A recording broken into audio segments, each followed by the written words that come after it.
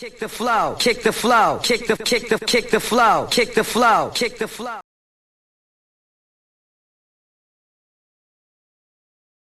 Look at Leicester. Okay, let's go there. But the thing is, Rachel, is that these clubs really deserve to be punished. And it's a shame that we can't punish them by dropping them into the Championship without hurting the people who we really care about, who are the supporters. So I just want to find out exactly what punishment we can give to these people to let them back into the fold. They've got to be punished somewhere along the line, Rachel. They can't just decide, oh, we're going to go and be on our own, and then say, oh, we're going to come back and nobody's going to do anything. But we must do it in a way where we do not hurt the people we care about most, which is the fans of these football clubs. Well, the only thing they seem to care about, as everybody's said over the last 72 hours, is money, and this has been about greed. And also, to be fair, making back some revenue, really billions of lost revenues over the past year. They've lost, I think it's something like 4 billion because fans obviously weren't allowed into stadia. So do you hit them in their pocket, you know, when they're already out of pocket? Some of these people are out of pocket, but then you look at the money they're paying for players and the wages they're paying. I mean, I run a business. Who have we got to blame, Rachel? It's only themselves. I've had a really tough time. Most of your listeners have had a really tough time.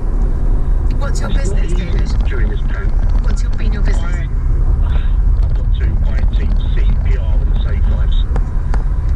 Is what I do. You give private courses in CPR and first aid? We do CPR, teach people how to use defibrillators, and we give defibrillators to the community. So communities out there, if you need help fundraising to get a defibrillator in your area, that is what we specialise doing.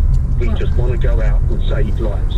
It's a very, very decent business to be in. Well, so listen, if you were running it, if you were in charge of penalising these owners, what would you do? First of all, they can't be allowed back into any European competitions. But wait, the clubs, you mean like the FA club? But hold on, David, some managers and players didn't know this was about to be thrust on them, so why punish them? So it's very, very sad that this has got to be happened, and I would say that there's got to be a clause if the players want to leave, that they should be able to leave. They got pushed. Their employees decided to go for this push. The employees are the people who have to sort this out. David, I think that sort of it's a bit. Things have moved on, but thanks so much for your call. I'm going to talk to Sean Ingle, the chief sports reporter at The Guardian. Bring us up to date, Sean. Well, as you know, obviously, Chelsea and City have signalled their intention to withdraw. Barcelona and Atletico Madrid on the brink. I've been chatting to the organisers of the Super League. I said to them, it's dead in the water, isn't it? And the PR person in charge just laughed, and it was one of those hollow, slightly bitter, slightly pained laughs. Poor Katie. It was her assistant, but yeah. Oh, right, okay. So, I mean, biggest PR footballing PR fiasco ever, or do you think they're going to regroup? No, it has to be over now. You can't call it a European Super League, and it doesn't contain Bayern Munich, Paris Saint-Germain, Manchester City and Chelsea, 4 of the top 5 sides in the world. It doesn't wash. I heard your call earlier, sort of talking about recriminations. I don't think the Premier League or UEFA actually want recriminations. They want people back in the tent, admittedly, ideally with their tails between their legs having failed. But actually they want the sort of football family united because it's good for them, for selling TV rights. And this is probably, I think there will be some compromises down the line here. Do you think that in a way this has been an incredibly cathartic moment because the fans have come out, fan fury has created a good result, Premier League, Champions League probably intact, and fans maybe holding more power over the billionaire bosses who don't apparently care about the game? I mean, what are the take-homes from this? Perhaps, although you hear this now and again whenever, and let's be honest though, if the fans continue to buy the shirts, continue to go to the stadiums, continue to prop up some of these owners, what will change? I actually think the potential proposals floated by the Culture Secretary Oliver Dowden and the Prime Minister, if they, some of the things they are talking about, the 50+1 fan model in Germany, holding clubs closer to account, I think that will make the difference more than anything else. So I hope Tracy Crouch's view, and she's well liked among all sides of the House. I hope that there's a strong review. I hope it's backed by the government, and I hope there's significant change in English football. But European football, we're still going to have this Champions League with the Swiss model, which is even more games. So it's certainly not perfect, but at least sort of the worst part of this pyramid structure at least intact. I'm a big fan of Tracy Crouch, and I mean, to me, a fantastic result from all of this would be to have a fans owning half of the clubs. I mean, I don't see that happening in a hurry, but thank you so much, Sean Ingle, Chief Sports Reporter at The Guardian. Mandy's in Gloucester. Evening, Mandy. Hello there, how are you? Hi, and so what's your reaction to all this? Well, I'm looking at this from a mummy point of view, and my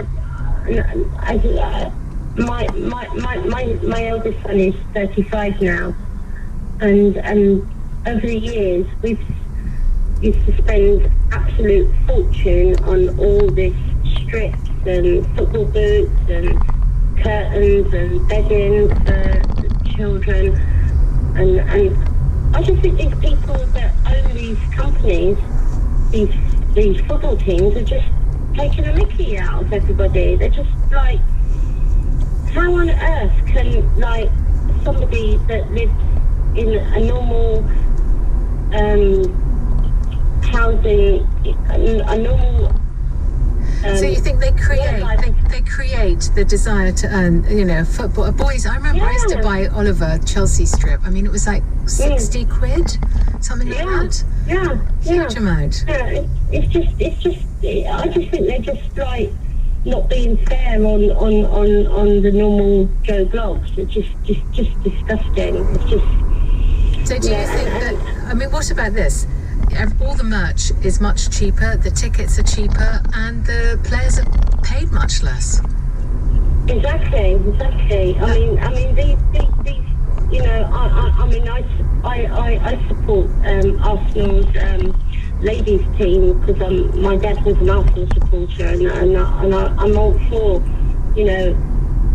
people going on, but these people that own these football clubs just need to remember that most of these people just come from humble beginnings. They never earned this much money, and now they're being forced into doing something they don't want to do. And the way they've priced everything, it's taking the clubs and the strips and the duvet covers. I remember buying the blue duvet covers. It's taking it away from the fans and the supporters. Thank you so much, Mandy, for your call. Right, the government's announced an antivirals task force to speed tweaks to vaccines and also rolling out pills for people to take at home to cure COVID, apparently. Amazing news. So is this our get out of jail free from a foreseeable future of perma lockdowns?